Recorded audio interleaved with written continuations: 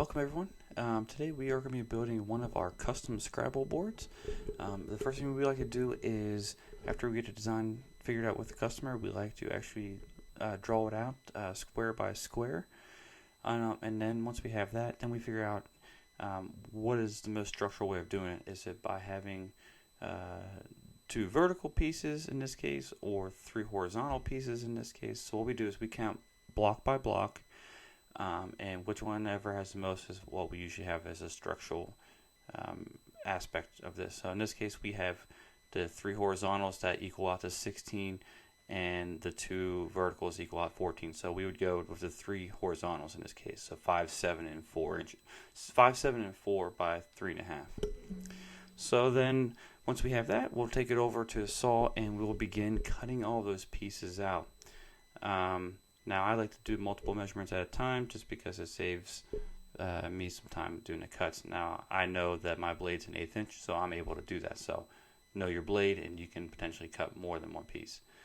And then, same as the single pieces, multiple pieces. Now, one thing you could do is you can take 2 or 3 pieces of wood and stack them, measure them out, and cut them too. But just be careful, make sure everything's lined up. Once we have that done, we'll go back to the table and we will lay everything out again. Our individual squares, we will then put them in our Craig jig and start screwing all of those pieces out and then screw them together. Now, with the blocks that are only 2 squares, we don't always glue those because there's not really a lot of weight there. You certainly can. Typically, if we're going to be putting 2 or more squares together, then we will glue those joints. And obviously we glue the joints when we put them onto the main structural pieces of the project. Once we do that, then we'll start screwing out any of our bigger pieces that we may have to. Now, the individual pieces that we have, we keep them a little longer than 3.5. So what we're doing here is trimming those off so they are perfectly squared off. You don't necessarily have to do this, but it's just something that we've always found to do, just make sure everything's squared. And once we have that, then we will go ahead and actually sand all of these pieces off individually. As this is light sand, just because we'll sand a little bit later then.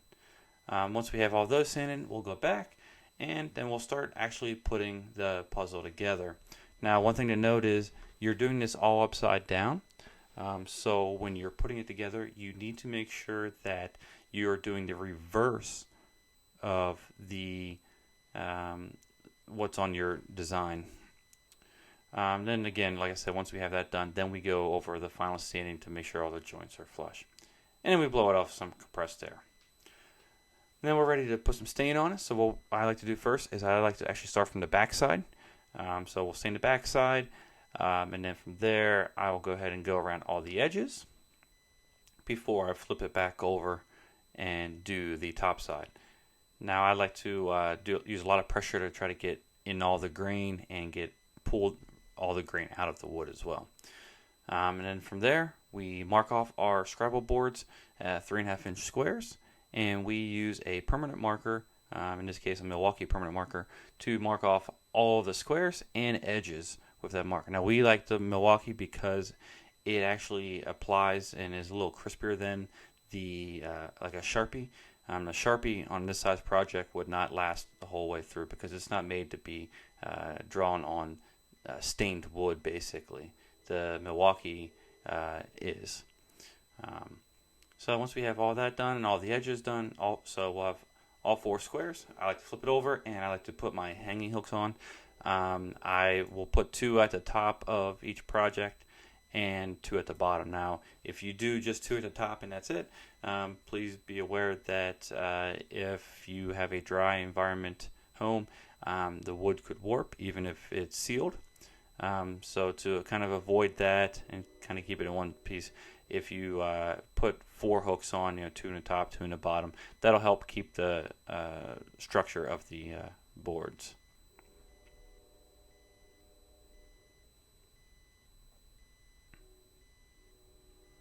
And once we have that, then we'll go ahead and stamp it with our custom stamp. After that, we will cut out all the letters We use a Cricut or a US Cutters machine. There's other ones you can use, but that's the ones that we use. And then once we have the transfer taped and everything, we'll go ahead and cut out every single individual letter. And once we have that, then we'll place them on the board. Now we know where all the names go based off the design that we worked out with the customer. Once we have them all laid out, then we will begin measuring where they are going to be placed in those squares. Now we try to keep the letters square, just like the squares are. So like a 2x2 letter, or 3x3, or 2.5 by 2.5. That way, it just makes it easier for when we are putting them down. It's easy. We don't have to remember a couple of measurements to put them in. Whereas if you don't do that, you have a lot more measurements to remember, and this job itself is already a tedious one to begin with. So that helps alleviate some of that time-consuming putting all the letters down. And once we have them all down, we go over everything with roller to make sure that they're down firm, and then we begin picking them off. Now, one thing to note here, again, when peeling off the transfer tape is do not rush it. Do not just rip them off. You could end up ripping the letters. You could end up ripping the letters off the board, and that would mean more work of recreating and then obviously reapplying them.